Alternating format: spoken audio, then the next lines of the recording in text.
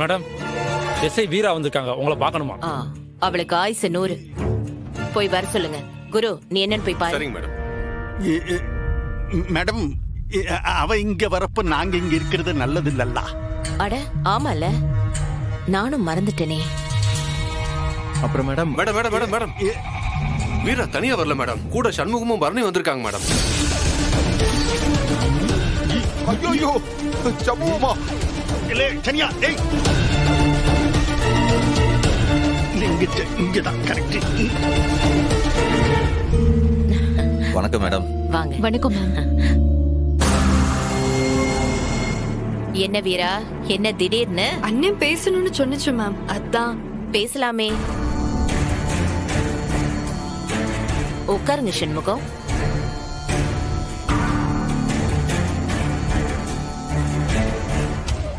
ஹாய்ண்ணா. ஹாய்க்கா. Hi. Hi Veera. Hello sir. Hi sir. சொல்லுங்க சண்முகம், என்ன பேசணும்? மேடம்னால ஒரு உபகாரம் நடக்கிறேன், அதுக்கு தான் வந்தா. சொல்லுங்க. என்னால முடியும்னா கண்டிப்பா செய்யறேன். உங்களால முடியுங்கிறதுனால தான் உங்களை தேடி வந்திருக்கோம் மேம். விஷயத்த சொல்லுங்க முதல்ல. எங்க அப்பார ஒரு கும்பல் கடத்தி கொண்டு போய் தூக்குல தொங்கோட பார்த்தான்ற விஷயத்த நீங்களும் கேள்விப்பட்டிருப்பீங்க.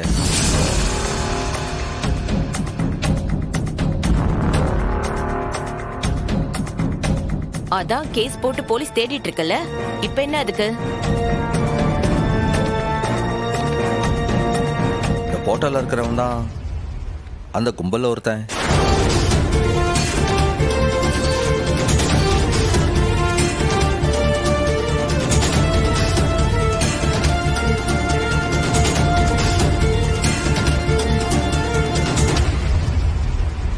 ரியலி? அது எப்படி இவன் தானே கன்ஃபார்மா சொல்றீங்க? கனிய கடத்தின விஷயத்த இப்ப சொல்ல முடியாதே, பரணி இருக்காளா? அது என் அப்பார கடத்தின அன்னைக்கு நைட்டு நானும் பரணியும் வண்டியில வரும்போது ஒரு குல்பி கடையில இவனை வச்சு பார்த்தோம். என்னை பார்த்தோன்னே அவனும் கடகடன்னு போயிட்டான். பிறகு அப்பாருக்கிட்ட விசாரிக்கும் போது அவரு சொன்ன அடையாளத்தெல்லாம் வச்சு என் தங்கச்சி கனிதான் வரைஞ்சது. அட நிஜமாவா? பிரில்லியன்ட்.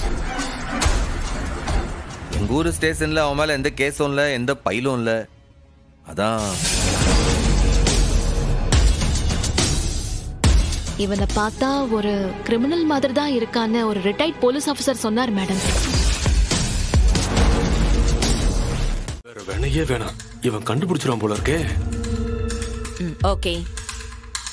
என் அப்பாரை கடத்தி கொண்டு போனது யாருன்றத கண்டிப்பா எனக்கு தெரிஞ்சாகணும் மேடம். அதுக்கு நீங்க தான் கொஞ்சம் உதவி செய்யணும். அஃப்கோர்ஸ், நிச்சயமா நான் உதவி பண்றேன்.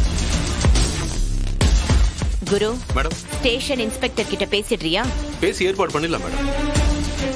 வீரா, மேம், குரு ஸ்டேஷன்ல பேசி ஏற்பாடு பண்ணிடுவான்.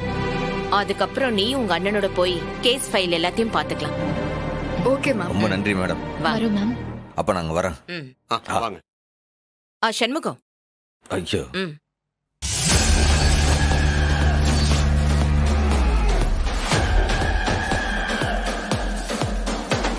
சாரி மேடம், கவனிக்கல.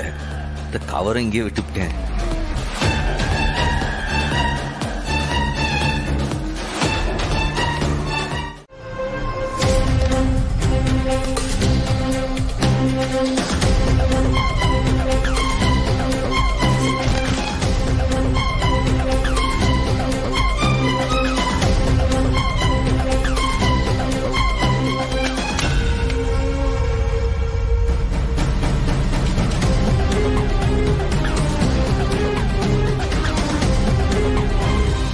அடியே ரத்னா, காலையில நீ வயிறு எரிஞ்சு சாக போறடி.